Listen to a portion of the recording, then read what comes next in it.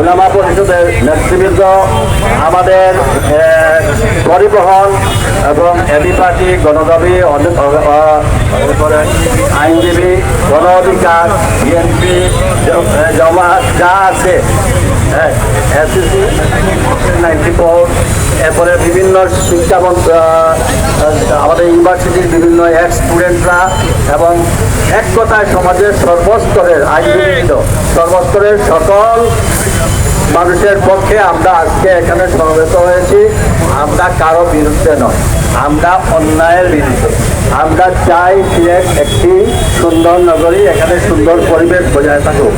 আমরা দেখেছি সিলেটের পুলিশ কমিশনার এবং সিলেটের জেলা প্রশাসক যে আমাদের দীর্ঘদিনের যে দাবি, সেই দাবি নিয়ে তারা তাদের কাজ যে ওয়ার্ড থেকে তারা কার্যক্রম শুরু করেছেন। তাদের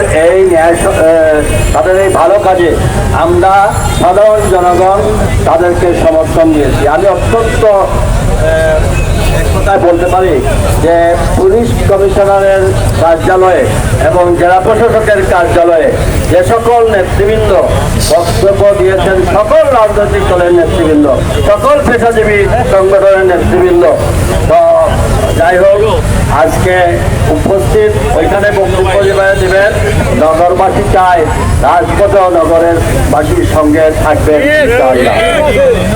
আমরা আমাদের ন্যায়সঙ্গত দাবির জন্য আমি আমার পরিবহন সেক্টরের, ব্যবসায়ী সেক্টরের এবং সাংবাদিক এবং আমাদের শিক্ষাবিদ সহ দুর্গাপূজার পরে আমরা সমস্ত যারা আমরা এই আন্দোলনের সঙ্গে সক্রিয় সর্বত্রভাবে সিলেটের সর্বস্তরের জনগণকে নিয়ে আমরা একটা ক্যাফেলা তৈরি করব।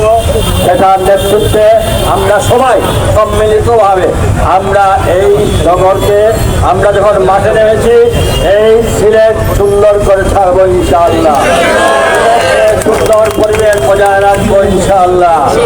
আপনাদের অনেক সময় আমাদের মাথা বিক্রি করা হয়েছে, সময় আসলে আমাদের এই করে দেবেন সেই করে দেবেন অনেক প্রতিশ্রুতি দেন, কিন্তু যখন মানুষ দুর্ভোগে পৌঁছে, যখন মানুষের অসুবিধার কথা বলা হয়, যখন সাধারণ মানুষ তাদের চলাফেরার অসুবিধা হয়, তখন রাজপথে নামতে তাদের অসুবিধা হয়, তাদেরকে বলবো আপনারা আর জনগণের কথা বলবেন না।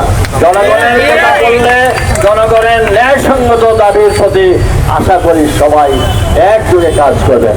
আসুন আমরা সবাই আজকে শুধু আমাদের প্রতীকী সভা, প্রতীকী মিছিল, আমরা সনাতন ধর্মের একটা বড় উৎসব আগামীকাল, এর জন্য আমাদের সবার এখানে সমাপ্তি ঘোষণা করছি। এই সনাতন ধর্মের যাতে শারদীয় দুর্গাপূজা সুন্দরভাবে সম্পন্ন হয় এদিকেও আমরা সকলে নজর রাখবো।